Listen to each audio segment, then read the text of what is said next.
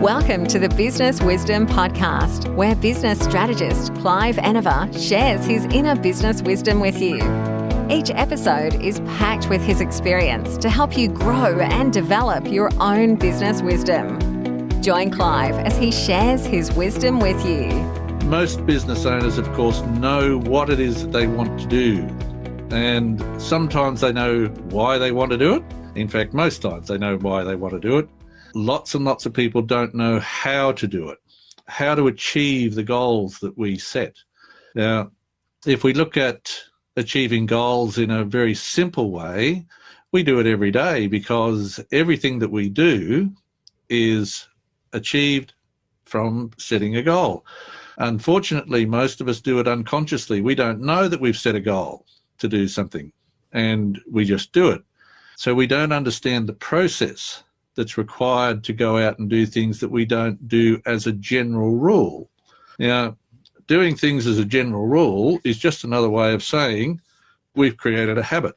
So again, if we look at it in a simple way, we can say that if we've created a habit to allow us to achieve certain things, why can't we create a habit to allow us to achieve other things that we really want? And it might be that lots and lots of people find it difficult to set a goal about something they've never done because, having never done it, they don't know how to go about doing it. And there we are again. There's that word how. So the how is seriously important. And there are things that you can do to make it happen, because through the years, people have figured out that if you make a plan and it's the right plan to achieve what it is that you want, you can go out and execute that plan and have a greater opportunity of achieving what it is that you want. Are you going to get clear on what it is that you want to do? And in getting clear on what you want to do, are you going to get clear on how you're going to do it? And in getting clear on how you're going to do it, are you then able to focus on it so much that it has to happen? Because at the end of the day, we bring upon ourselves all the things that we want. Sometimes we apparently bring things to us that we don't want. How does it happen? We bring about these things through focusing on them. Whatever we give energy to, we attract to ourselves. In setting goals, there are particular things that one needs to do to set a goal which is achievable, believable, and conceivable. Now, if you can do that and then figure out how to go about achieving that goal, the chances are it will come to pass, that you will actually achieve that goal. Woohoo! Does it matter how big it is? No. What matters is you have the ability to go out and do it. That's it. So if you have the passion to do a particular thing and the want to do a particular thing, you can go out and do it. Are there certain steps that you must do? Yes, there are. And the first part of it is to have a really clear plan.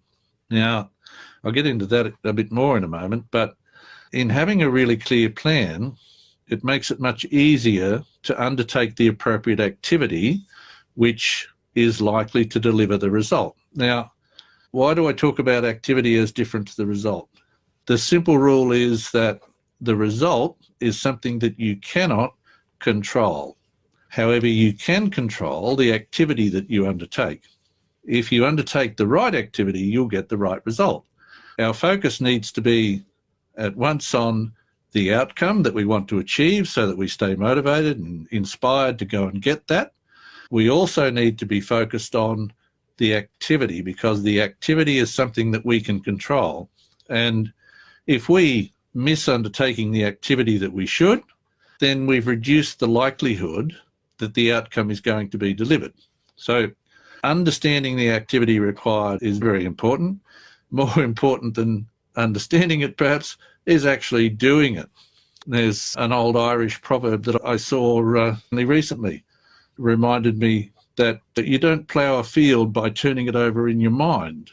Now, we actually have to turn it over in our mind to find out what it is that we want to do, but having done that and become clear on that, then we have to have the right activity and undertake the right activity. So then we end up with the ploughed field. So just going to what it is that we might achieve by going for our goals and setting appropriate plans. The outcomes really are that it helps you understand and deliver your presence in the marketplace and to maintain that presence. It also helps with how you present yourself and your business. And it's about understanding your personal space so that you can recognise the difference between you and your business and which is which and when is each, if you like. It also helps with process and procedure, and that, of course, is seriously important because you need to have strategies in place to deal with things that are going to pop up in front of you as you try and go through this journey. And some of those, of course, can be foreseen and therefore are expected, but there's very often things that pop up that are totally unexpected. So we need the right strategies so that we can deal with those unexpected events. Now, some of the things that we want in order to allow us to achieve all of that is our thinking needs to be crystallised so that we're more aware and more confident of what it is that we're doing. The crystallised thinking, of course, confirms your goals and objectives so that you know precisely what you're doing, where you're going, and as a result of that, you're more relaxed. And in being more relaxed, you're probably coming across as more confident, therefore more and more people are more inclined to work with you. It also means that you're able to stay true to your goals, and that means keeping your efforts in those productive areas, so undertaking the activity that I was just talking about. Now, in undertaking that activity, we want to know what our KPIs are, so key performance indicators. If we've got really clear understanding of what it is that we need to do, it's easy to identify what we need to count in order to manage our activity. Because we're clear on what we're doing and we're undertaking all of this activity, it means that it's easier to gain the results that we want, to stay on track. And all of that adds up to better time management strategies. So if we've got better time management strategies, we've got confirmed goals and objectives, and we're undertaking the appropriate activity, it probably means that we are more efficient. Now, being more efficient probably means you're going to enjoy greater profits. It'll certainly mean that you're having less strife in achieving your goals and objectives. So there's great return for a little bit of planning. Now, in fact, it's often said of planning that 10 minutes planning will save 2 hours in the doing.